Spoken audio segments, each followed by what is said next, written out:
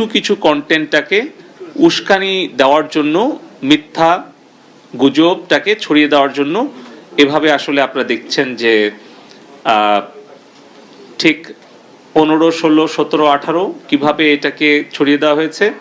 আবার যখন আমরা ইন্টারনেটটা আবার স্বাভাবিক গতিতে ফিরে পেলাম, তারপরে আবার এটাকে শুরু করা হয়েছে। সো এটা একটা কন্টিনিউয়াস প্রসেস। আমরা চেয়েছি তাদের কাছ থেকে এটা যেন তারা একসাথে মিলে কাজ করে। তো এই বিষয়গুলো নিয়ে তারা আমাদের সাথে একমত পোষণ করেছে যে তাদের যে এআই সিস্টেম কিংবা তাদের যে human intervention, fact checking system, এগুলো যাতে আর কি তারা সেভাবে সহযোগিতা করে। এই ভিডিওটা আপনারা সবাই দেখেছেন, সো এটা নতুন করে দেখানো কিছু নাই। আমরা ইউটিউবের তাদের কমিউনিটি যে স্ট্যান্ডার্ড, সেগুলো নিয়েও আমরা কথা বলেছি এবং যেভাবে করে তারা মিথ্যা অপপ্রচার গুজবগুলো ছড়িয়েছে এবং আমাদের বেশ কিছু মূলধারা গণমাধ্যমের লোগো ব্যবহার করে অথবা একটু পরিবর্তন করে তারা কিন্তু বিভিন্ন ধরনের ফেক আইডি ইউজ করেছে, অ্যাকাউন্ট ইউজ করেছে এবং সেভাবে এটাকে ছড়িয়ে দেওয়ার চেষ্টা করেছে, সেগুলো আমরা তুলে ধরেছি। এবং আমাদের আইনশৃঙ্খলাকারী বাহিনী, আমাদের সেনাবাহিনী, আমাদের মাননীয় প্রধানমন্ত্রী, মাননীয় সড়ক মন্ত্রী, আমাদের আওয়ামী লীগের সাধারণ সম্পাদক, তাদেরকে কেন্দ্র করেও অনেক মিথ্যা অপপ্রচার গুজব ছড়িয়েছে, অপরদিকে উস্কানি দিয়েছে আসলে এই সহিংসতাটা সারা দেশে ছড়িয়ে দেওয়ার জন্য। এবং আমরা বলেছি যে ফেসবুকে, ইউটিউবে এটা ছড়িয়ে দেওয়ার ফলে এই প্রাণহানি এবং ক্ষতির পরিমাণটা অনেক বৃদ্ধি পেয়েছে এবং এটার দায় কোনোভাবেই তারা এড়াতে পারে না।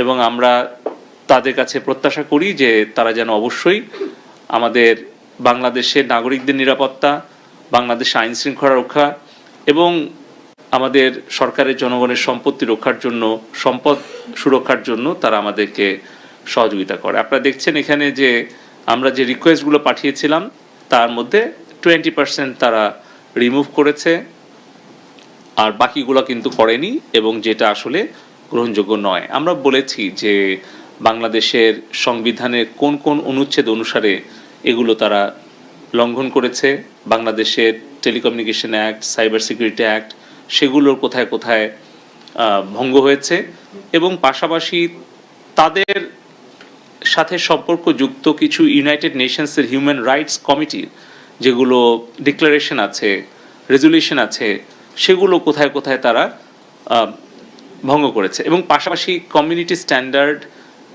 যেটা তারা তাদেরটা ভঙ্গ করেছে সেটাও আমরা বলেছি। এরপরে আমাদের ফেসবুকের সাথে বৈঠক হয়েছে, সেখানে আমরা আমাদের লিগ্যাল টিম, এখানে ডিজি মুস্তাফিজ উনি প্রেজেন্টেশনটা তুলে ধরেছেন। একই রকমভাবে ফেসবুকের প্ল্যাটফর্মে কোন কোন কন্টেন্টগুলো এখানে 17, 18, 19 তারিখে কিভাবে এটা আসলে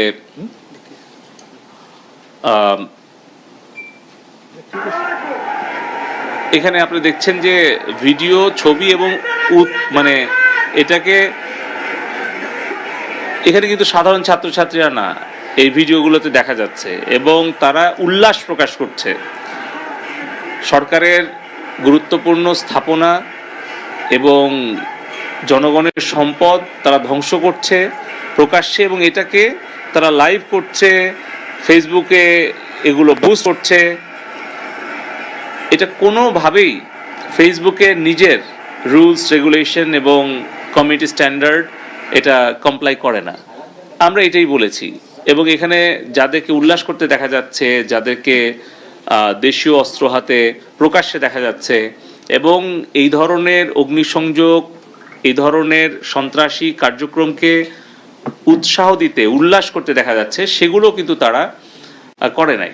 মানে আমাদের যদি ভায়োলেন্স অ্যান্ড ক্রিমিনাল বিহেভিয়ারের প্যাটার্ন দেখেন, সেফটি এবং যেগুলো আপনার ধরেন কমিউনিটি স্ট্যান্ডার্ড এবং সব কিছু মিলায় প্রত্যেকটা ক্যাটাগরি ধরে ধরে কিন্তু আমরা অভিযোগগুলো করেছি। এখানে আপনারা দেখছেন যে কিভাবে আমাদের সশস্ত্র বাহিনীকে মানে আক্রমণ করার জন্য সোশ্যাল মিডিয়াতে উস্কানি দেওয়া হয়েছে এবং কোন অ্যাকাউন্ট থেকে কোন পেজ থেকে সেটাও কিন্তু আমরা উল্লেখ করে বলেছি, এবং যেগুলো ছবি এবং ভিডিও কিছু তুলে ধরা হয়েছে এবং কিছু কিছু আবার এডিট করা হয়েছে।